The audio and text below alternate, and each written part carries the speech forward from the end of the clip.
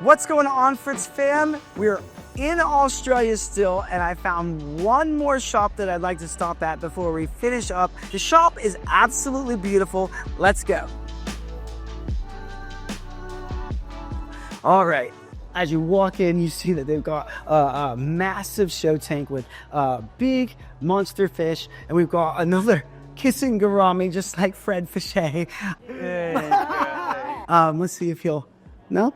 All right, only this one. Okay, they've got lots of cool decor as you come inside. Again, we're quickly going through this to get you to the good stuff.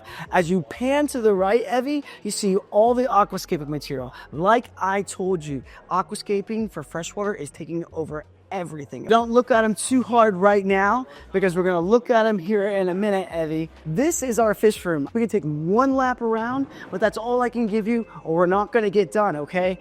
You even have a vending machine in here in case you get hungry, because I imagine people stay here for quite some time.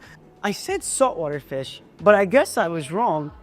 There is no saltwater fish here, so I lied. I'm gonna loop around here selfishly because they've already got the Fritz brand on the shelf, and we've just gotten here to the Australia market. We've got our test kits on the shelf, so super excited that they've already brought on the brands. We've got our Fritz line right here with our pond products and our water conditioners, so super cool to see them. Even got our shield line.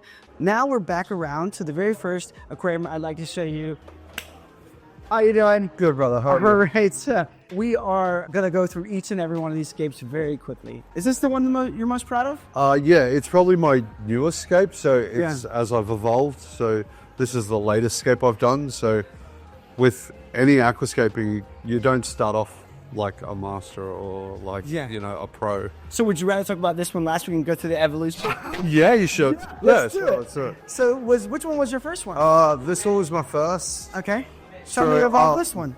All right, so this one is basically me trying to get people into the industry at the same knowledge base, where I'm trying to make sure that they know that you don't necessarily have to use all your soils and stuff like that to have a beautiful tank. You can do it with Epified. All the plants in here are grown in gravel or on a piece of wood. Okay. So there's like a skeleton that runs down the tank. Right. And then you've got your crypts down the bottom in your gravel, because they don't need a soil substrate. They can grow in sand, gravel, anything you want. So the basic person that's already got a fish tank at home can grow any of these plants without having to do anything different. We're moving along through our aquascaping journey. Well, this isn't actually mine. Oh, this was not yours? No, so we had Luis Navarro come out and scaped this one a couple of weeks ago. Yeah, very good scaper. Yeah, he's a very good scaper. He's gone into a few competitions and stuff like that. So it was nice he held a masterclass here, and very cool. Yeah, it was cool, and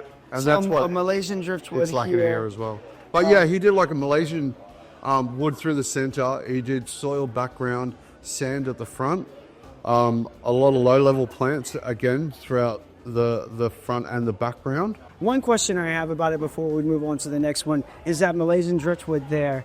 Obviously, you said, or going back to what you said, that this was only set up 2 months ago. How have you removed the tanning? 3 weeks ago. 3 weeks ago? 3 weeks ago, yeah. So 2 to 3 weeks ago he was here. So I think it might actually be 3 weeks, but say 3 weeks ago he come through, set this up. The tannins haven't gone through so much because we are using things inside the filter to help withdraw that tannin. Like scavenger resins and carbon? Correct, yeah. More so. Scavenger resins. Yeah, scavenger resins to remove that. So, and it's worked out pretty good. So you're not quite sure what scavenger resin is. It's inside of our Max Out Pro. Scavenger resin is really good at absorbing some of those tannins and come out of this Malaysian driftwood. Okay, moving on to the next scape, and Evie, again, I'll position you here as we describe the aquarium. Did you do this one? Yeah, so this is my second large scape. Yep. So this one's intended to be a nature scape, triangular composite, which means it's using a triangle base version of the aquarium. Drawing your eye to the center here. These red-based plants, that's going to require a higher level of lighting to bring out that red color, correct? Correct, yeah, and that's why we've got the strongest light we've got. So that's your Heros WRGB on here. So it's got that high intensity, and we can actually increase or decrease it depending on where we're at with it, so how the plants are handling it.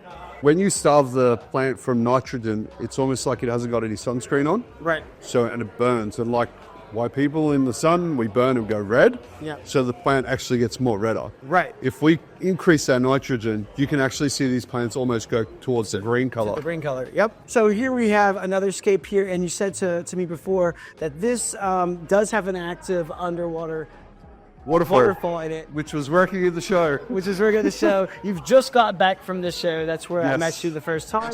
And so we don't have that running, but it does look very good. Now let's go to the next one. So again, like I said earlier, we like showing people what they can do. Not necessarily everybody wants plants. Not necessarily everybody wants to try an underwater waterfall or so on and so forth. So this one was just wood. It was about 8 pieces of wood glued up together. Plus a few extra detail pieces. So we did this one up for the show as well. And I actually had a good mate of mine, John Bailey, he actually recommended we black the tank out to make it look like a darker box. Right. Because I was chasing that darker sort of design. Think about it as like you're looking down the stream, not through the sides. So, and it really gives it that mood lighting, I guess. So it makes it look dark, almost mysterious. Yeah. So when you're looking at it, sometimes you think you can feel a bit uneasy with it. Right. Because you're like seeing it quite evolved wood pieces that are sort of sticking out at you. Let's take a look at this last scape here. Yep. This is your masterpiece. This is your this is my last one. And when did you do this one? This actually, I lied. It's not my last one. The waterfall was my last one because I only just did that. But this one here was, on a rough guess, about 8 months ago. 8 months ago. Yeah, I don't know. I should write the dates down because my memory's horrible. But Just write that right here in the corner. yeah, I know I should. Scaped on. Escaped on. I mean, you already have your little tag here. Actually, I didn't do that. The staff really wanted to put names on everything. So I like it though. I was like, I like it. It gives you some cred, you know?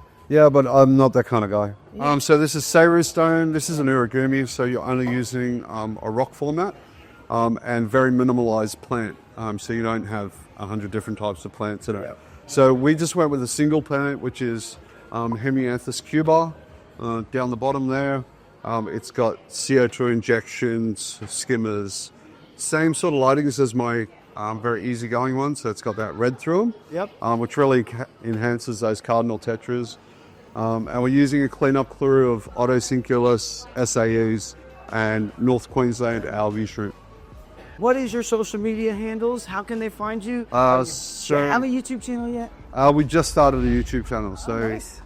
Mad Aquariums is our YouTube channel, and we've got from Mad Aquariums, you'll find us on Facebook and Instagram as well. Until then, snap it.